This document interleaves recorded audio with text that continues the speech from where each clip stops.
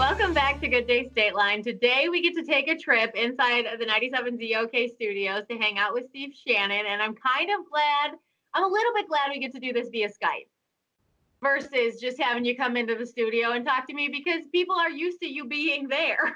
Okay. Yes, you'd be right. I would probably feel a little bit weird too sitting on your set because that's an uncomfortable place for me. I like to be heard and not seen, you know? Well, someday we'll have you over there. Right now, of course, we can't, but we really wanted to talk to you because in April, you celebrated 25 years of, I don't know for sure if it's been the same exact physical chair that you've been sitting in, but I know a lot of things in that room haven't changed. Right. Yeah, so I think only about 22 of my years have been in this building. The first couple of years were in the old building that's now completely gone. But I think this chair might be an original to this studio. It's haggard. We wanted to share, like some of the backstory because I might know some of how you got to that seat, but a lot of people have been listening to you forever and they don't know. So what's it like? How did you get this job here at ZOK? And like, what's it like to know that you've been doing it for 25 years? So there was a little breakup in the second question, so I'll answer the first and then you can ask that second question. But how I got here, so I was born and raised in Madison, Wisconsin. That's where I started my radio career in 1989.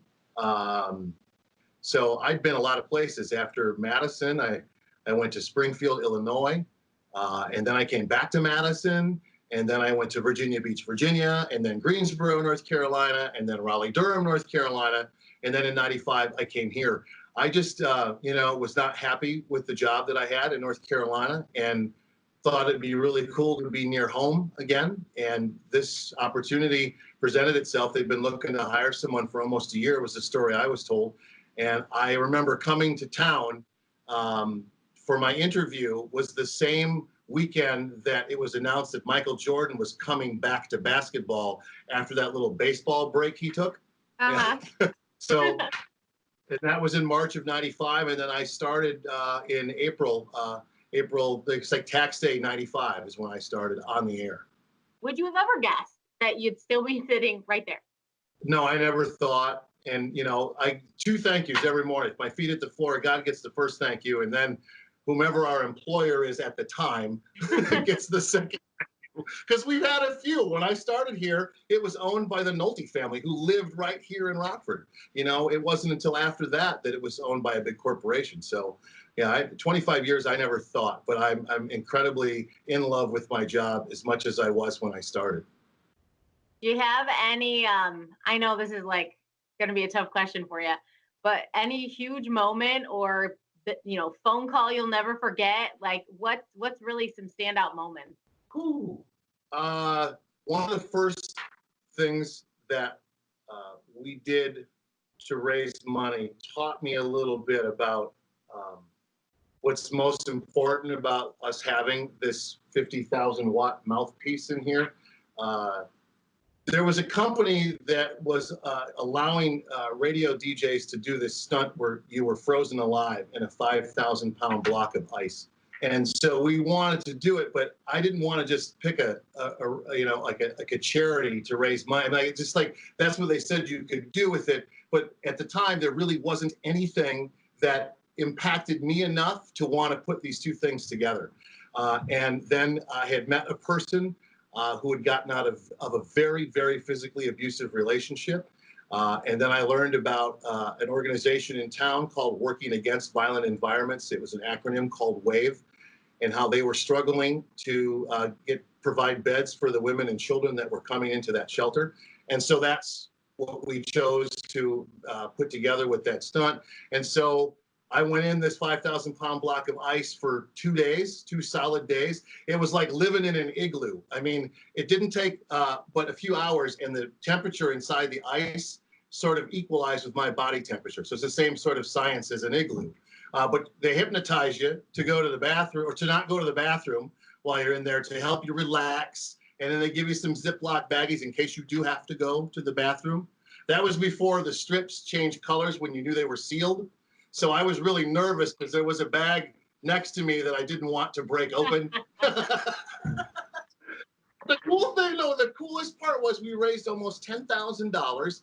And then at City Hall, they were talking about what we had done, and the city matched the donation and some goods too to Wave. So to me, that was just like the first time I learned that Rockford always shows up to help one another as long as they're aware. You know, sometimes people just don't know. And we have this 50,000 watt mouthpiece to get them in the know. I think I love the power of that. And then no matter what else happens, the biggest event in 25 years was the birth of my daughter. You know, that's the thing I'll never forget, to be able to talk about that. I mean, I remember the day I found out that we were going to have a girl, and the day that she was born, and just like, so that to me, nothing will ever like be bigger than that during the quarter of a century I've been here. Yeah, you know, you mentioned the Rockford always showing up and being this city that like can make you feel home even if it's not your original home, and that you didn't think you'd be sitting there 25 years later. I'm sitting in a different chair right now, and I sit in many chairs from time to time, but you know, I've been in Rockford for like 7 years, and I could say the same thing with regards to Rockford making you feel like you're home, and you're like, oh, it's been this long. Yes, right. Well, it's Yes. that lived in, very comfortable. Like, let me just go ahead and show for those that are curious who've never seen it. Here is that chair. And now that is a very lived in chair. I may have been the person who started this rip right here. Maybe. Oh, well, that of course is a great way to give an inside exclusive look, and that is what we were going for today. So we got the exclusive look with Steve Shannon. Everyone obviously should be listening to you every morning, and I know that most days 7:05 is like a good time to be listening. So people should put that in their phone, make sure they're awake even during quarantine times, right? Yep, absolutely. It's like when you were in school and they had homeroom announcements.